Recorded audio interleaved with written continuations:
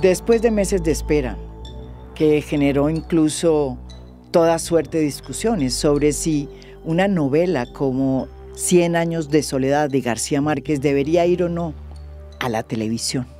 Después de todo este ruido que se gestó alrededor de este proyecto, finalmente la criatura nació.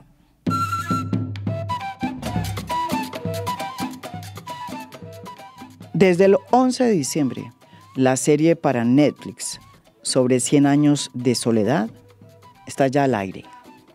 Y la premiere, en donde se presentó el primer capítulo, se realizó en Bogotá, Colombia, el país en donde Gabo siempre dijo que debería grabarse 100 años de soledad, si es que algún día se grababa, porque como bien sabemos, él siempre se negó a ceder los derechos de 100 años de soledad para el cine, porque insistía en que era una novela que no podía ser llevada al cine por su complejidad y por la dificultad de recrear este mundo nuevo que era Macondo.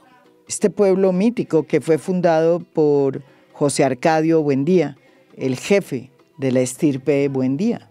Una estirpe que va enfrentando desafíos, que se va transformando y que no solamente refleja la historia de Colombia, sino la historia de la humanidad. Uno de los aciertos de esta serie es precisamente la capacidad de sorpresa que crea, o por lo menos que me creó a mí, cuando vi el primer capítulo. Porque, digamos la verdad, casi que todos tenemos en nuestra mente la imagen de nuestro Melquiades, la imagen de nuestro Arcadio, la imagen de Úrsula o de Remedios la Bella. Y lo que me pasó con este capítulo inicial de esta serie es que de pronto terminé yo llevada por la misma historia hacia este mundo nuevo que se estaba creando en ese Macondo. Un Macondo que de pronto no tenía nada que ver con el que yo tenía en mi cabeza. Unos dirán que esa es la razón para que no se hagan series de televisión sobre grandes libros, porque uno pierde la memoria de lo que uno se ha imaginado cuando uno lee un libro. Pero también es cierto que meterse en este mundo nuevo que nos ofrece esta serie es una aventura macondiana que yo me atrevo a decir hasta Gabo hubiera disfrutado.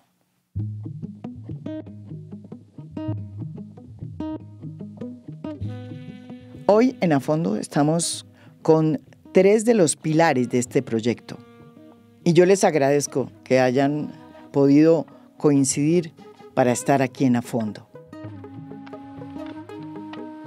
Está con nosotros Rodrigo García Barcha, un creador, un guionista, un director de cine, que es, como bien saben ustedes, hijo de Gabo y de Mercedes Barcha.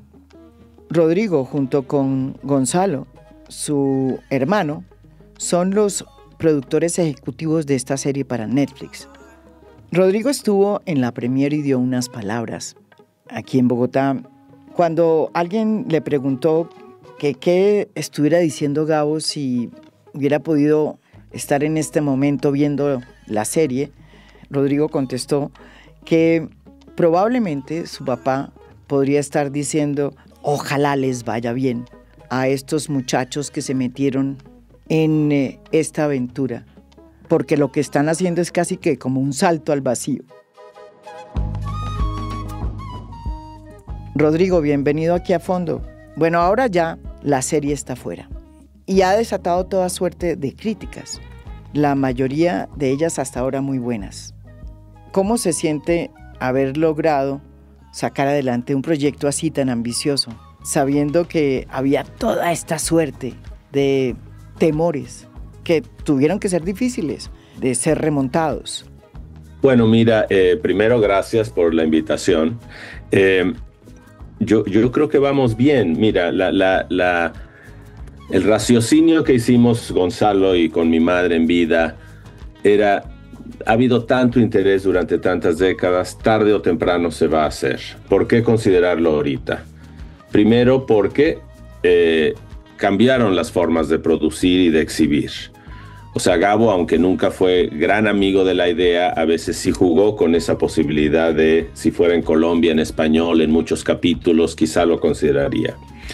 Y bueno, con el paso del tiempo se da uno cuenta que tarde o temprano se va a hacer. Y como decía mi madre, si no lo hacen ustedes, lo harán sus hijos. Si no lo hacen sus hijos, lo harán sus nietos. Y si no lo harán los nietos, será del dominio público y lo hará todo el mundo. Entonces sí había nerviosismo, pero también había ganas de hacerlo, ganas de intentarlo. Hay tanta gente que estaba dispuesta a jugársela, que también nos parecía un poquito egoísta decir no, no, no, y no se toca y no. Y bueno, creo que hemos tenido suerte. Y esa persona de la que habla Rodrigo es Francisco Ramos, VP de contenidos de Netflix para América Latina. Él es el alma de este proyecto que empezó a trabajarse con Mercedes Barcha y sus hijos, Gonzalo y Rodrigo. Desde entonces han pasado varios años y hoy Mercedes ya no nos acompaña. Francisco es el responsable de todos los contenidos para la plataforma en América Latina y su base está en la Ciudad de México, aunque últimamente por cuenta de 100 años de soledad se ha convertido en uno de los visitantes más reconocidos de ese pueblo de Macondo, que se recreó y se hizo en el Tolima, y que es donde se ha filmado la serie. Francisco, o Paco mejor, bienvenido a Fondo. Hola, buenos días, gracias por la invitación, como dice Rodrigo. Tiene como un camino raro, porque al principio era como una historia que pensábamos, ¿qué mayor obra de compromiso con Latinoamérica y con Colombia podemos demostrar que intentar hacer esto? Y fue cuando empezamos a hablar con la familia. Y en esos años ha pasado un camino un poco raro, porque yo estoy en este momento, ya me siento parte de la familia Buendía y de la familia García. Es porque es imposible salir de ese mundo. Te absorbe la novela, sus personajes. Nos parecía, como dice Rodrigo al principio, que lo queríamos hacer, estábamos convencidos, estábamos en el acuerdo de que tenía que ser episódico, que tenía que ser en español, desde luego, no puede existir esta novela, y no puede existir más que en Colombia y mayoritariamente hecho por colombianos y colombianas, como Laura Mora. Pero creo que como que lo primero que nos ilusionó muchísimo a Rodrigo y a mí fue cuando encontramos como el hilo conductor, que fue a Aureliano Babilonia como el narrador del cuento, y que el último de los Buendía narrase el principio de los Buendía. Nos pareció un camino hermoso para estructurar una serie episódica, porque las series episódicas se deben a una lógica absolutamente distinta a la de una película o a la de una novela, evidentemente. Y creo que eso fue como que lo primero que nos ilusionó y nos tranquilizó, y ahí fue cuando sumamos a Eugenio Caballero para que nos ayudara, un genio del imaginario, a concebir Macondo, que era la segunda gran incógnita, y ahí fue cuando ya empezamos a incorporar y incorporamos a los directores. Pero fue un enamoramiento paulatino el que tuvimos con la obra. Al principio era parte de mi trabajo y en este momento todo gira alrededor de 100 años de soledad. Entonces ha sido un camino muy, muy hermoso para mí. A veces pregunto, ¿y después de esto qué? Rodrigo, yo quería preguntarte, tú has dicho que precisamente fuiste un productor ejecutivo de la serie, pero que no metiste la mano como director, que dejaste que los que estaban al mando hicieran lo que tenían que hacer. Pero sí es la primera vez que tú eres productor ejecutivo de un proyecto cinematográfico que tiene que ver con una obra de tu padre. ¿Cómo fue esa experiencia? No, la he vivido como productor de otras cosas, pero no como productor o productor ejecutivo de obras adaptadas de mi padre. Creo que, mira, era muy injusto, como dicen, ni picha, ni cacha, ni deja batear. O sea, no podía estar yo ahí encima diciendo sí, pero no, sí, pero no, sí. O como dicen hoy en día, que el mundo te dice, sé tú mismo, pero no así, ¿no? Entonces, yo creo que ya tenían suficiente responsabilidad los guionistas, los directores y toda la gente involucrada, sobre todo la gente creativa. Yo sentía palpablemente la responsabilidad que sentían ellos y creo que lo mejor era dar un espacio para que hicieran su interpretación de Cien años de soledad. El que yo estuviera ahí diciendo así sí, así no, no lo iba a ser correcto. Tampoco mi interpretación cinematográfica de Cien años de soledad iba a ser la sagrada o la adecuada. El que yo sea hijo de Gabo y director no significaba que yo sea la persona idónea para pensar cómo hacer esto. Lo único que sí animé desde un principio, sobre todo con nuestro primer colaborador, que fue José Rivera, y se lo dije a Paco, le dije, mira, lo que ha pasado con las obras de Gabo es que ha habido demasiado respeto al autor, demasiado respeto a la obra. Para empezar, como decía Laura la otra noche, es una novela que ocurre en 400 páginas, 100 años, 6 generaciones, y no se juntan 40 líneas de diálogo. Entonces, todo eso había que inventarlo. Entonces, sí los animé a adaptar. Y como dice Paco, el primer descubrimiento fue no empezar con la frase canónica ni el momento canónico, sino empezar con la propia voz de Mauricio Babilonia, que enmarca la serie de una manera absolutamente fiel al libro, aunque el libro no empiece así. Entonces, a veces lo mejor que puede a uno hacer es no estorbar. Eso me lo dice mucho mi esposa. La estoy citando a ella. Está con nosotros también Laura Mora. Ella es directora de Cien años de soledad de la serie, junto con el director argentino Alex García. Laura Mora, ustedes la conocen por películas como Matar a Jesús y recientemente por Los Reyes del Mundo, que se ganó la Concha de Oro en San Sebastián. Bienvenida. ¿Cómo es que usted entró a este proyecto? No sé el momento exacto. Yo empecé a escuchar del proyecto como en el 2018 y pues obviamente dije lo que dice todo el mundo, están locos, ¿cómo se van a meter con 100 años de soledad? No, es medio irresponsable. Después del estreno de Los Reyes del Mundo, ya había empezado a hablar con Paco del proyecto y también cuando empecé a ver el rigor, la experiencia de las personas que se estaban uniendo al equipo y la manera como quería hacerse, no en términos solo como de la ambición de producción del proyecto, sino de la profundidad de pensamiento que estaban invirtiendo en la tarea titánica que era pasar del lenguaje literario al lenguaje audiovisual, pues dije, voy a estar al menos bien rodeada de gente que admiro, de gente que respeto, y me embarco. Y también me daba mucha curiosidad cómo iba a ser la relación con Rodrigo. Pues eso, tú no lo conocías. No lo conozco, sus películas y lo admiro mucho, y me preguntaba mucho cómo otro director iba a, no solo como el hijo del autor, sino como director, cómo iba a ser su relación con nosotros.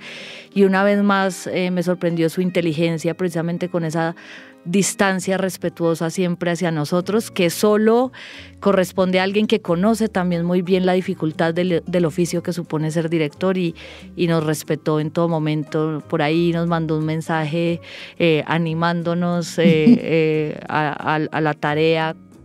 Esta, digamos, realidad que es la de que la gente cuando va a ver la serie de 100 años de soledad siempre piensa en el libro de García Márquez, en el libro que leyó. Y aunque esta serie pues es una serie que es muy fiel al libro, pues realmente también es cierto que recrea pues su propio Macondo. ¿Qué se le puede decir a estas personas que están diciendo, uy, es que yo no sé, yo prefiero quedarme con mi mundo, el mundo que yo construí cuando leí esta obra, y no quiero ver esta serie?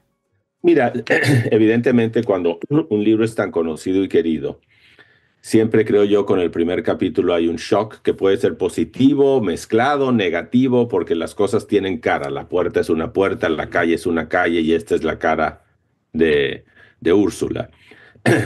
Pero lo importante en las series, y es una cosa que las series, sobre todo, como comparten con las novelas, Es el río de la historia, la fuerza, el motor, las vidas y las relaciones en el tiempo.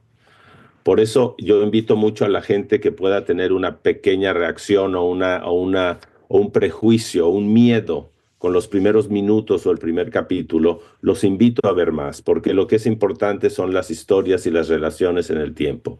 Yo creo que la serie, que no puede quedar bien con las 30 millones de imágenes que hay del coronel Aureliano Buendía en cada lector, no puede quedar bien con todos, ni siquiera con una minoría. Pero lo que sí puede hacer la serie es compartir ese río, ese motor de pasiones, de vida, de generaciones, de relaciones románticas, familiares, frustraciones, éxitos. O sea, el río de la vida, el río que es una novela, el río Amazonas que es una serie, esa satisfacción viene al final, como sucede con la novela. O sea, la impresión más común que he escuchado yo a lo largo de las décadas de los lectores de Cien años de soledad es esa sensación en la última página de haber estado en otro mundo, en otra vida, con gente durante años. O sea, es increíble lo que él mete esa novela en 400 páginas. Entonces yo creo que también ahí están las recompensas de la serie. No en decir no me imaginé así la calle, no me imaginé así la cara, sino el viaje. Lo importante aquí es el viaje. Sí, yo creo que pues esa es la pregunta que todos nos hemos hecho todo el tiempo. Todos tenemos un Macondo en la cabeza, todos tenemos un coronel Aureliano Buendía, todos tenemos una casa, una Buendía, Úrsula. una Úrsula, sí. Y es imposible, digamos, poner eso en competencia. Para mí como cineasta, lo que ha sido más impresionante como de este proceso de trabajar en base a una obra es entender las limitaciones del lenguaje audiovisual. Para mí el cine y la imagen han sido el lenguaje con el que he elegido hablar y sentía que era el más potente de todos y de repente la literatura en una frase te lanza un universo que las imágenes jamás podrían poseer, digamos, esa fuerza que solo corresponde a la imaginación de cada lector. Entonces, si hay algo un poco como de tiranía de la imposición de la imagen, de que ya Macondo tiene una cara, de que ya el coronel tiene una cara, y José Arcadio, y Úrsula, y Amaranta, y Rebeca, creo que intentamos ser justos, si se puede usar esa palabra, con el rigor de las elecciones que se hicieron, con la investigación que hay detrás, con la cantidad de preguntas estéticas que nos hemos hecho para concebir ese Macondo, para la elección de los actores que se hizo. Y para mí uno de los grandes aciertos de la serie definitivamente es el casting. Y ese casting que nos va a llevar, como dice Rodrigo, por ese cauce de ese río a través de relaciones y de conflictos humanos con los que no importa dónde se están contando, pues como pasó con el libro, pues el espectador yo espero que se conecte con ese río de emociones y de historias. Francisco. Sí, yo creo que es imposible competir y que al final yo, en todas las veces que me preguntan, yo digo, la novela sigue ahí, no vamos a prohibir que la lean y la gente puede volver a leerla una y otra vez. Creo que esta es una interpretación fabulosa que han hecho un equipo extensísimo y es una interpretación, me parece hermosa, me parece bellísima y como dice Laura, a mí me parece que yo cuando lanzamos hace unas 6 semanas una pieza muy sencilla del coronel ante el pelotón, que nos parecía que era como la primera cosa que teníamos que enseñar y que eso se haya convertido en algo tan iconográfico a nivel universal y que la gente simple y sencillamente con esa pieza haya entendido que era el coronel Aureliano Buendía ante el pelotón de fusilamiento. Me pareció que ahí habíamos acertado porque aparte ese es un actor extraordinario que de repente se convirtió en el coronel Aureliano Buendía y no creo que vayamos a encontrar nadie, nunca jamás un mejor coronel que Claudio Cataño. Entonces me parece que en eso hemos acertado y que el casting, precisamente para conectar con las emociones y con la parte humana de la historia y de sus personajes, me parece que, como dice Laura, fue un acierto y de acuerdo con Rodrigo, que al final lo importante es emocionar, y eso es a través de los personajes y sus conflictos y sus temas. Yo me acuerdo, aquí haciendo memoria, que Gabo decía que si alguna vez se podía hacer 100 años de soledad en el cine, su personaje, el personaje de el coronel Aureliano, iba a ser un amigo de él que se llamaba Mario Latorre, que era exactamente igual. O sea, era increíble, ¿no es verdad? ¿Te acuerdas? Sí, me acuerdo perfectamente de la foto, y tenía un dibujo, Gabo, también de Mario Latorre que usaba de referencia. ¿No es verdad? No me había olvidado eso, sí. Y es exacto a Claudio. O sea, es impresionante, ¿no? Sí, Mario Latorre, sí. Los bigotes grandes, ¿no? Que era muy impresionante. Otra de las cosas que la gente ya está diciendo, porque no dicen que lo que más les sorprende es que esta historia es muy aferrada, a pesar de que no es la novela, es muy aferrada a la novela. El hecho de que hubiesen escogido a Mauricio Babilonia como narrador crea esta sensación de que hay una fidelidad hacia la novela, a pesar de que pues una cosa es una cosa y otra cosa es otra cosa. ¿Eso les costó trabajo, Rodrigo? ¿Cómo llegaron a eso? ¿Cómo fue esa? Creo que esa fue una idea de José Rivera, y cuando Paco y yo leímos el primer draft que nos presentó José del primer episodio, a mí nos pareció muy acertado. Y además, curiosamente, mucha gente me ha dicho en estos últimos días que suena a la voz de Gabo. Es que yo iba a decir a eso. Chucho exactamente. Es Gabo. A mí increíble, es increíble, porque no está hecho a propósito. No. Pero por alguna razón parece estar oyendo a un Gabo joven. Entonces, exacto, pues qué buena suerte. Nuestro narrador es un maravilloso actor costeño. ¿Cómo se llama? Y director. Laura lo conoce mejor que yo, Laura puede contar. Y era un compañero de complicidad y luego se convirtió en nuestro narrador. Sí, Chucho. ¿Cómo se llama él? Chucho Jesús Reyes. Chucho, además de ser actor, también es director. Él es de Montería. Ha hecho un par de cortos maravillosos y empezó en el proyecto como asesorando el casting. Ha estudiado mucho la cultura costeña, siente una gran pasión por la cultura costeña.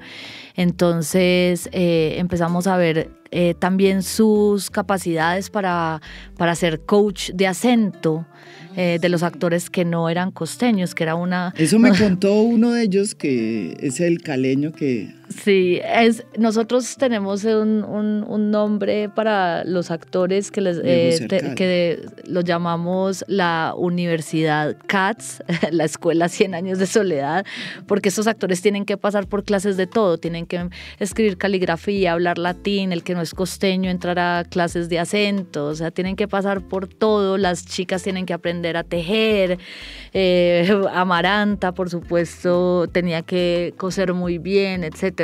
Entonces empezamos a ver en Chucho pues una capacidad muy grande para explicar, digamos, como esas notas del acento costeño, y en principio lo utilizamos a él como una guía para las voces en off para la edición, y luego hicimos casting, no sé de cuántas voces, Paco. Centenares. Pero muchas, y siempre volvíamos a la cadencia y a la dulzura de la voz de Chucho. Entonces luego dijimos, no hay que buscar más. Y estábamos tan casados con él que en el capítulo 108 él hace de sí mismo. Sí. Sí. Entonces sí, eso es un chico maravilloso, que aparte es otro de nuestros cómplices, porque siempre que le decíamos, necesitamos probar este off, pero con otro... Por la edición, porque una vez que los editores y los directores terminaban la edición, pues había muchos offs que teníamos que mover o ajustar, y por WhatsApp nos mandaba pruebas. Era un cómplice maravilloso. Y sí que fue eso, que nos acostumbramos a él, y en este momento es una de las cosas que la gente habla más.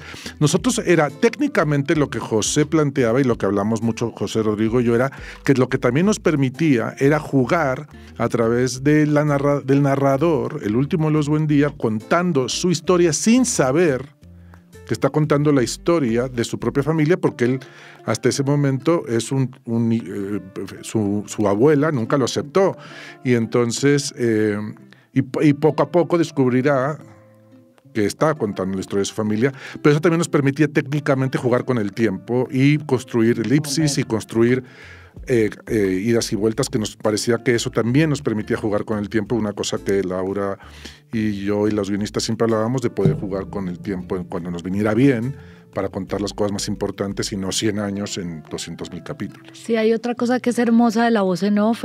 Yo creo que uno como director teme muchas veces el uso de la voz en off, que reemplace lo que se puede hacer en pantalla, que se vuelva como una herramienta fácil. Y fuimos con las guionistas siempre muy, muy atentas de que esa voz en off complementara lo que sucedía, ya fuera el paso del tiempo o acudir a esas descripciones tan hermosas que solo esa forma literaria de Gabriel García Márquez podía narrar de esa forma. Y yo en lo personal sí valoro muchísimo cada que entra la voz en off, como lectora de la obra de Gabriel García Márquez, sí me siento acompañada. ¿Sabes? Yo me sentía con Gabo, yo me sentía sí. efectivamente con Gabo cada vez que entraba, como que lo volvía a decir uno, este mundo es Gabo, está Gabo ahí. Sí, yo recuerdo mucho en el capítulo 5, creo, cuando aparece la descripción de Santa Sofía de la Piedad, que tenía la virtud de solo existir cuando era necesario. Es decir, ¿cómo muestras eso? Eso lo tienes que oír con esa belleza de esas palabras. Entonces sí que me parece que la herramienta del narrador ayuda, digamos, como a la belleza poética del relato. Vale la pena recalcar el trabajo que hicieron las guionistas ya con las escenas y los diálogos, que los diálogos existen dentro de su mundo de la serie y de 100 años, tienen un sonido especial, pero no tienen esa cosa lapidaria, literaria, poética de los diálogos de Gabo. Yo creo que ahí ellas lograron un estilo propio de la serie muy acertado, para que la gente hablara dentro de 100 años de soledad, pero que parecieran personas reales. Rodrigo, si Gabo estuviera viendo esta serie, ¿qué diría? En parte lo que comenté la otra noche, creo que estaría preocupado por los muchachos que la hicieron y que sobrevivieran y les fuera bien. Yo creo que admiraría mucho lo que se ha hecho en términos creativos y técnicos como serie colombiana. Estaría extraordinariamente orgulloso. O sea, es una mega serie que está a la altura de cualquiera en el mundo en términos de lo que se puede hacer. Y creo que eso lo enorgullecería mucho. Yo creo que con respecto a la serie, y voy por partes, tendría sentimientos encontrados, pero así tiene que ser. O sea, las series no son para los autores. Suena despiadado lo que estoy diciendo, pero es la verdad. La serie no es para el autor, porque el autor siempre tendrá una relación muy complicada. Y el autor siempre se puede recoger, tapar y apapachar con saber que su libro es su libro y eso es lo que es él, el libro es él y él es el libro. Entonces tendría, me imagino, mucho orgullo y muchas emociones encontradas, y decir se parece mucho al libro y decir no es mi libro, pero no importa, no es por falta de respeto y porque él no está aquí. Las adaptaciones no son para los autores, esa es la verdad, y por suerte. Mire lo que es la vida. Yo tuve la oportunidad de enseñar la serie a varias personas durante el posicionamiento de la serie, y una de las proyecciones más conmovedoras fue la de México, donde había mucha gente cercana a la familia, y fue muy, muy hermoso ver a gente, amigos, que no son ni siquiera gente que se dedica al cine, ni al arte, ni a gente que hace cosas más normales y más productivas a lo mejor que las nuestras, y que estaban verdaderamente emocionados. Y me parece que es lo que más me gusta cuando vemos gente que tiene una relación con el libro normal de lector y ve la serie y se queda muy feliz. Y me parece que eso es para los que lo hicimos, para la gente que tiene una relación, o para la gente que no la ha leído, o para la gente que tiene una relación con el libro como lector, y no una relación intelectual ni una relación vincular desde lo literario, sino un lector que leyó un libro que amó y ahora está viendo una serie que le va a gustar mucho. Y hay una cosa que yo también aplaudo como de la apuesta desde los guiones hasta el montaje.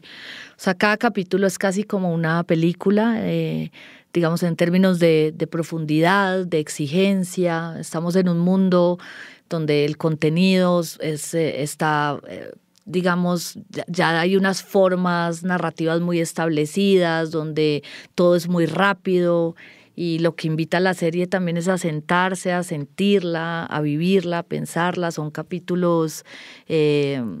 Son capítulos extensos distintos. Y son cinematográficos y a mí me gusta que en ese sentido sí intentamos traer algo de esa profundidad, de esa belleza de la obra y no simplificarlo simplemente por caber, digamos, dentro de un espectro narrativo que existe hoy en día, y eso es una gran apuesta, y Paco nos ha apoyado mucho. Sí, yo dijimos, ya una vez que la vamos a hacer, la tenemos que hacer con el mayor de los rigores, pero también con el mayor de las ambiciones. La mayor de las ambiciones, porque si no, me parecía que estábamos faltando un poco al compromiso que asumimos con la familia, y otro poco con el compromiso que asumimos de tratar al espectador en su versión más inteligente y apelar al máximo común denominador de la inteligencia, sobre todo cuando van a ver una serie que adapta 100 años de soledad. Me parece que es lo mínimo que podíamos exigirnos a nosotros mismos, ser el máximo común denominador. Y lo que estoy percibiendo en estas pocas horas, 5 o 6 horas desde que se lanzó la serie, más en las críticas, sobre todo las críticas fuera de Latinoamérica, porque me parece que las críticas latinoamericanas y colombianas tienen una relación mucho más intelectual con la novela y no solo una relación con la obra. Me parece que las mejores críticas, que lo he hablado con Rodrigo mucho, son las obras que analizan la obra audiovisual que se hizo y no es tanto el tiempo yendo y viniendo respecto de la novela, que es tener que hacer crítica de la novela. Y me parece que la gente se fascina con la ambición y con el tratamiento del espectador como un ser pensante. Cuando salga este podcast, Rodrigo, el primer capítulo de la serie va a llevar ya 24 horas subido en Netflix para que la gente lo vea. Y las primeras críticas sobre 100 años de soledad están apareciendo en el mundo. Y los calificativos son ambiciosa, sorprendente. Y, por ejemplo, la revista Time habla de que a pesar de que había una considerable dificultad para lograr poner en el cine este realismo mágico que trabaja esta novela, donde hay curas que levitan y fantasmas que se pasean por Macondo, el resultado es espléndido, porque recrea la sustancia, pero también el espíritu cinético del libro de 100 años de soledad, con todo y sus simbolismos a lo largo de 100 años. Dice la revista Time que el único defecto que tiene 100 años de soledad es que esta serie es demasiado parecida al libro. Bueno, y estas críticas son las que apenas empiezan a salir. En general son críticas muy buenas. ¿Eso es bueno o malo, Rodrigo? Lo bueno es bueno. O sea, yo te confieso que leo el encabezado de las críticas y leo el primer párrafo. O sea, lo que me importa es la tendencia.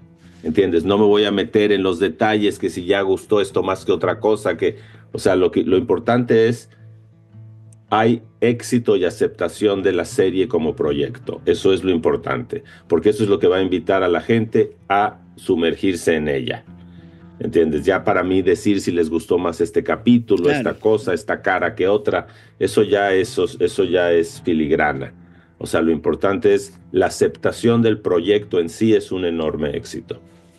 No es verdad, ¿usted qué siente? No, a mí obviamente, a mí me da un poco más de susto, como mucho elogio. Claro, sí, que sí. Es decir, va a haber críticas porque en Colombia... Claro, pues, que sí, ¿no? Y me interesa. Por un lado, me emociona, como dice Rodrigo, como el recibimiento de la serie, también porque nosotros estamos ahora mismo filmando la segunda temporada y eso nos da mucha moral, pues tanto a mí como a todo el equipo. Pero obviamente también estaré atenta como a ver la reacción acá en Colombia. Me interesa muchísimo. Sí, es un recordatorio de cómo es de diferente la lectura de la obra, Sí, hay personas como Carolina Sanz que dicen, no, voy a ver la película, pero porque es que esto es un sacrilegio hacer una serie sobre un libro tan impresionante como García Márquez. Y yo creo que van a existir muchas voces así, voces de gente como ella tan inteligente y tan aguda que tendrán también cosas muy interesantes que decir. Pero lo que sí me doy cuenta, porque Paco me manda las críticas y lo que ha salido, por ejemplo, de los medios anglosajones, es que hay una relación de mucho afecto con la novela. Creo que se dejan llevar por ese curso, por ese río de la historia del formato de la serie, como con mucho entusiasmo, y que finalmente la lectura de la novela en sí misma en la cultura anglosajona es muy distinta a la lectura de la novela entre los latinoamericanos. Entonces va a ser muy distinto, cómo la van a ver.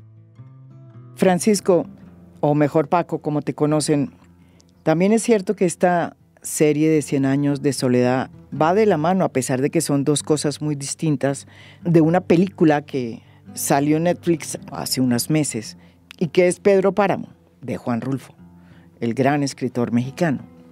Aunque son dos proyectos distintos, pues caramba, son dos proyectos audaces, difíciles de llevar a cabo, que fueron sorteados de una manera muy impresionante, porque en el caso de Pedro Páramo, que ya salió, ha sido una de las películas mejor rankeadas de las últimas semanas.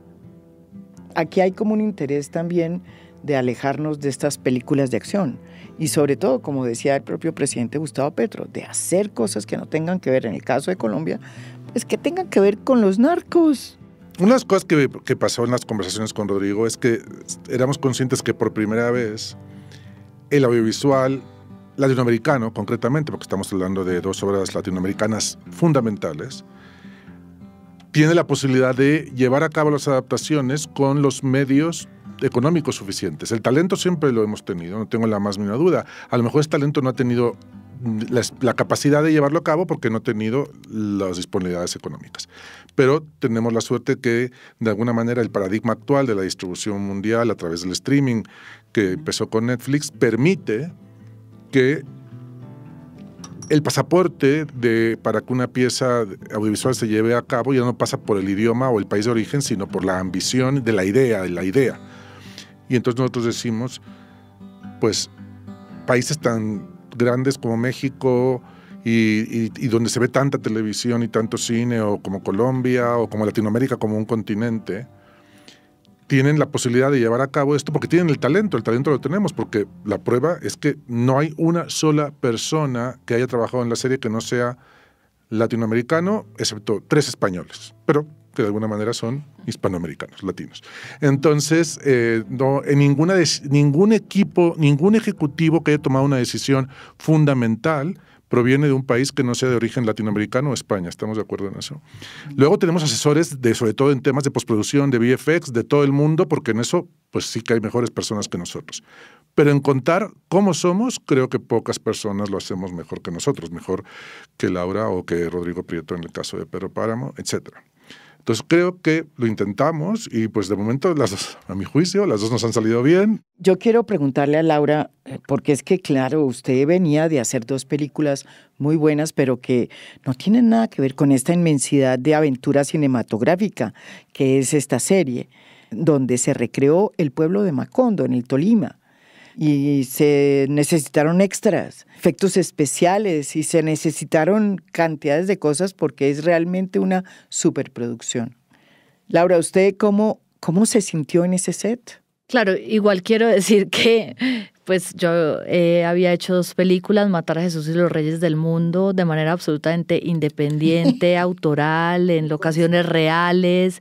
Yo digo mucho que yo no sabía lo que era un backlot y llegábamos a todas las reuniones y hablaban de backlot y yo me hacía, como, quién sabe qué estará hablando esta gente, pero me hacía la que entendía.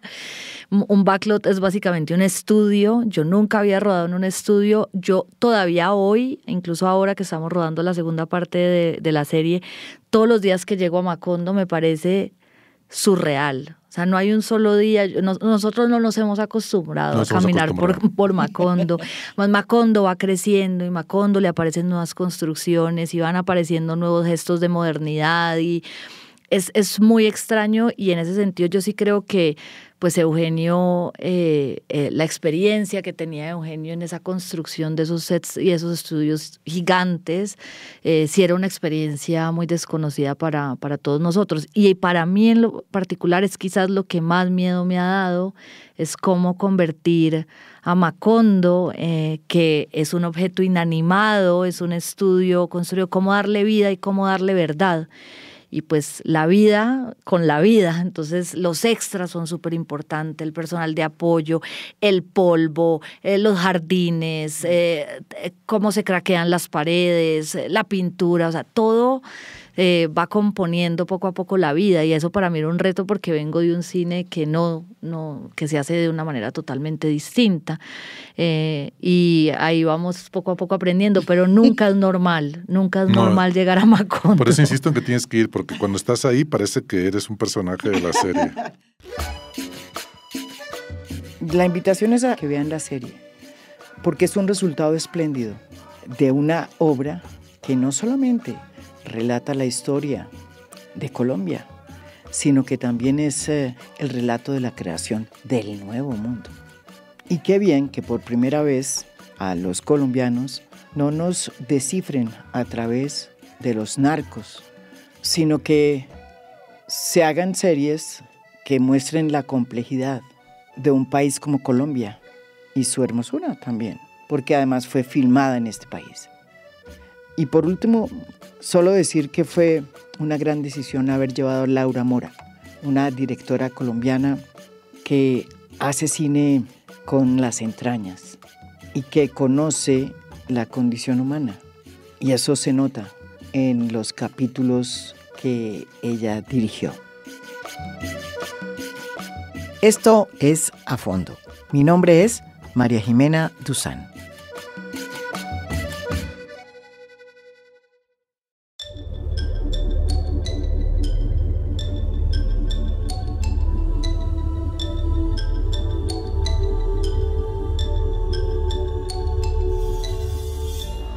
A Fondo es un podcast producido por Mafialand. Producción general, Beatriz Acevedo. Producción de audio, Daniel Chávez Mora. Música original del maestro Óscar Acevedo. Nos pueden escuchar también en mi canal de YouTube. Gracias por escuchar. Soy María Jimena Duzán.